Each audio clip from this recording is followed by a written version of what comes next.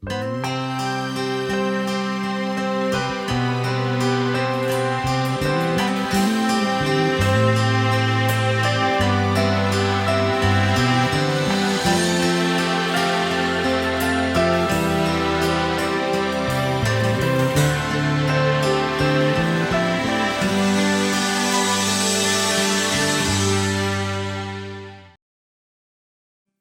Senhor esteja convosco. Ele está no meio de nós. Proclamação do Evangelho de Jesus Cristo segundo Marcos. Glória a vós, Senhor. Estando com seus discípulos em Cafarnaum, Jesus, num dia de sábado, entrou na sinagoga e começou a ensinar. Todos ficavam admirados com seu ensinamento, pois ensinava como quem tem autoridade e não como os mestres da lei. Estava então na sinagoga um homem possuído por um espírito mau. Ele gritou: "Que queres de nós, Jesus Nazareno? Viestes para nos destruir? Eu sei quem tu és o Santo de Deus." Jesus o intimou: "Cala-te e sai dele." Então o espírito mau sacudiu o homem com violência, deu um grande grito e saiu.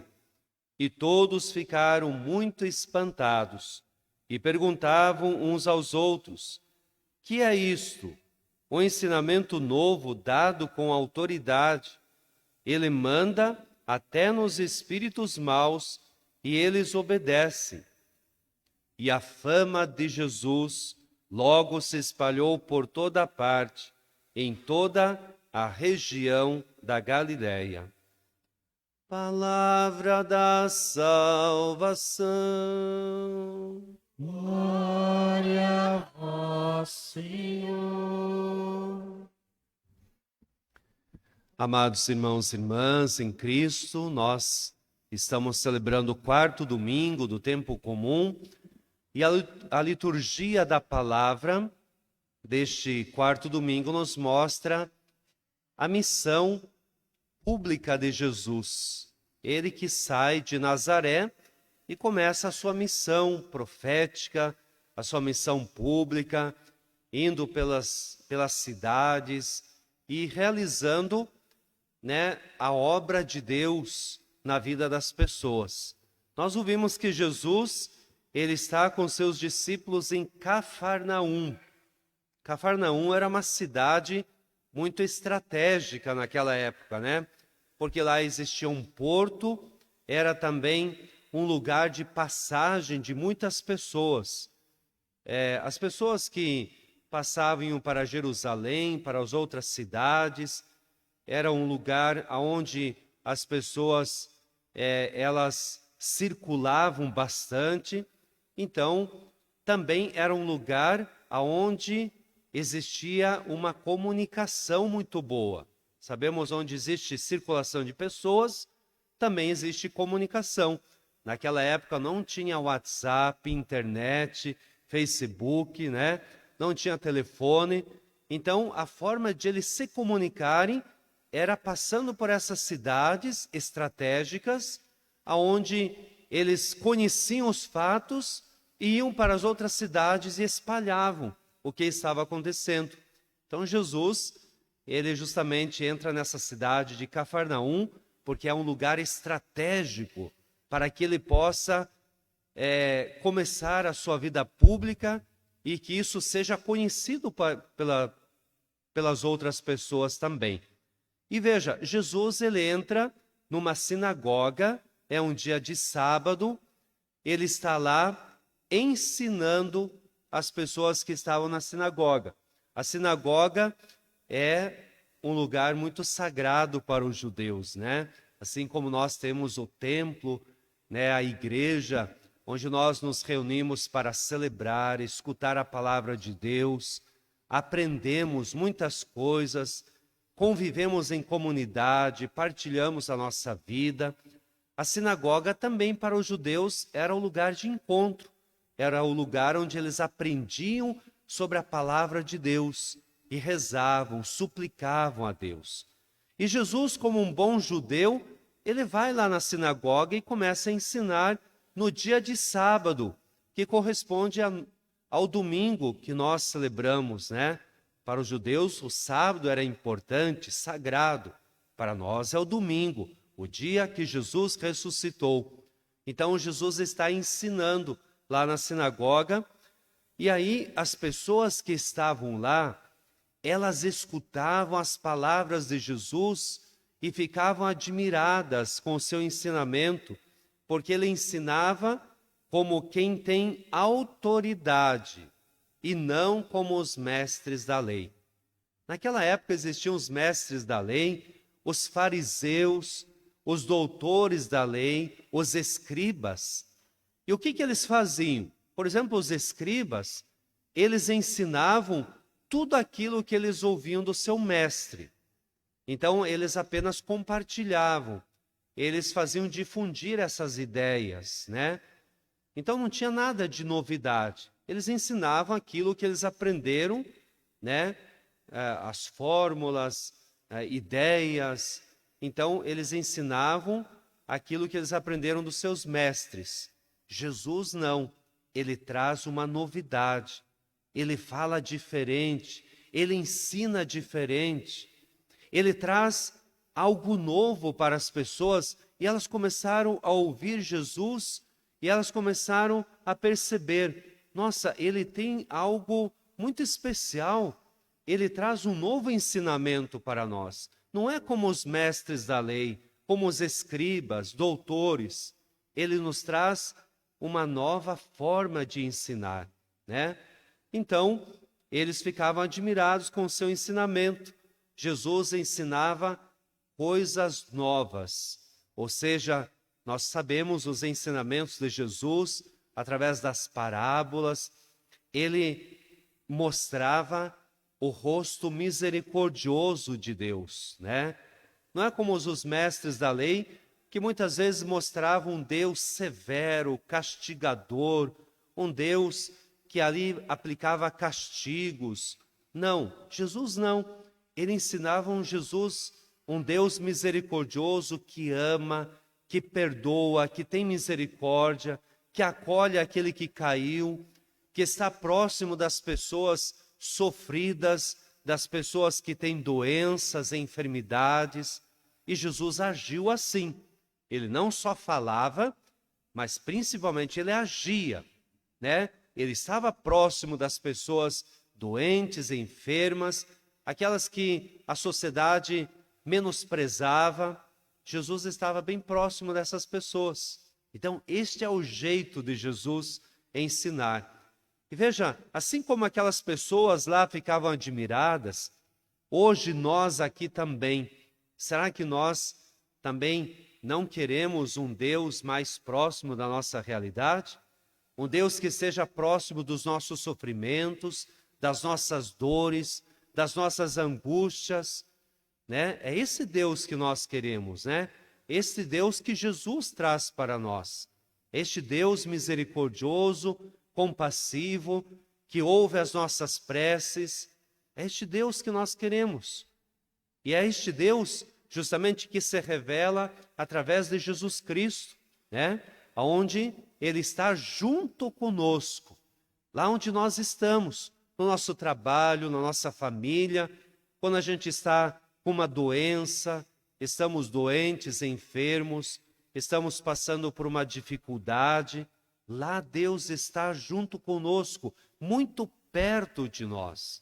Não é um Deus distante, não é um Deus que julga, não é um Deus que condena, não é um Deus que aplica castigos para nós. Não, este Deus é misericordioso, compassivo, paciente, um Deus que espera a nossa conversão, mudança de vida, é um Deus que quer nos ajudar, é um Deus que está pronto para nos levantar. Então, é este Deus que Jesus vem trazer, essa novidade, né, que as pessoas ficavam admiradas. né? E que elas nunca tinham ouvido, né, esse ensinamento, né? Nunca tinham ouvido essa forma de Deus agir. E Jesus, ele vai mostrar através da sua própria vida. Aí, na segunda parte, nós temos lá um homem possuído com espírito mau. E este homem, ou seja, o espírito mau que estava neste homem, começou a gritar: que queres de nós, Jesus Nazareno? Viestes para nos destruir? Eu sei quem tu és o Santo de Deus. Então, este espírito mau que estava naquele homem, ele reconhece que Jesus é o Filho de Deus, que Jesus tem autoridade. E Jesus então intimou aquele espírito mau, dizendo: cala-te e sai dele. E o espírito mau sacudiu o homem com violência, deu um grande grito e saiu. E todos ficaram espantados, admirados, e perguntavam-se uns aos outros: o que é isto? Um ensinamento novo dado com autoridade. Ele manda nos espíritos maus e eles obedecem. Então veja, Jesus, ele tem autoridade. A autoridade de Jesus é uma autoridade que leva as pessoas para a vida, a libertação dos males. Isso é a autoridade que Jesus tem, que ele proclama a palavra, que ele age com autoridade, porque ele vem para libertar o ser humano, né? Não é agindo com autoritarismo, dizendo eu mando, vocês devem de fazer isso, né? Não é esse tipo, né, de autoridade, não é autoritarismo. A autoridade é um ensinamento novo, dado com muita autoridade, com muita graça de Deus, para que as pessoas sejam libertas dos espíritos maus e para que elas possam perceber o quanto Deus as ama, né? O quanto Deus nos ama hoje também. Então, essa autoridade que Jesus mostra no Evangelho, agindo contra os espíritos maus, esta autoridade que Jesus deixou para a igreja também, para que a igreja possa agir com os sacramentos, com a pregação da palavra, com a missão, né, agindo contra os espíritos maus que hoje estão presentes na nossa sociedade, né? Esses espíritos maus, quando eles se apoderam da vida humana, é quando o ser humano ele permite, né, através da sua indiferença com Deus, afastamento de Deus, afastamento da igreja, dos sacramentos da igreja. E quando o cristão, ele já não está mais em comunhão com Deus. Então, o espírito mau é que vai se apoderando do ser humano.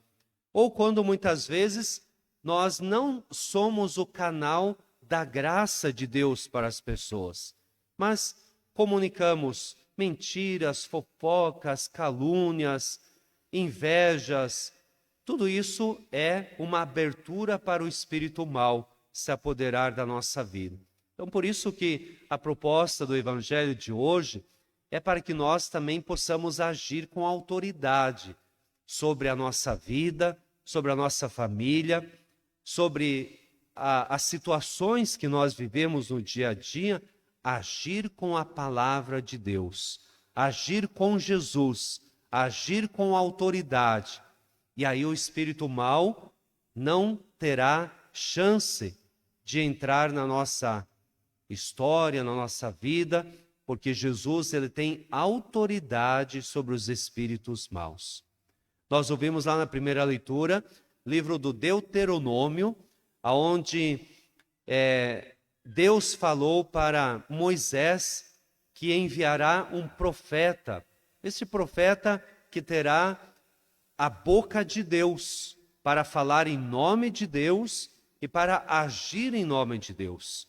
E também Deus falou para Moisés, e Moisés comunicou isso para o povo, que todos aqueles que agissem em nome de Deus, mas não falassem aquilo que Deus lhes mandasse, estariam não concordando com as coisas de Deus, e esses deveriam de morrer.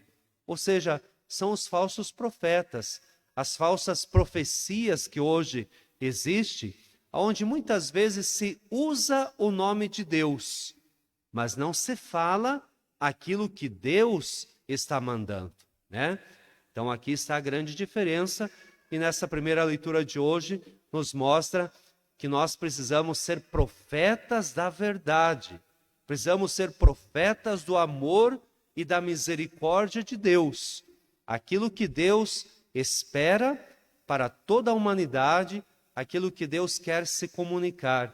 Por isso é preciso estar muito assim em comunhão com Deus, na oração, para que nós possamos comunicar aquilo que Deus quer falar, né? Lá na segunda leitura nós ouvimos também que Paulo, ele vai destacar a vida daquelas pessoas que vivem sem o casamento, aquelas pessoas que não escolheram o matrimônio, mas vivem a vida solteira. E Paulo, ele tem assim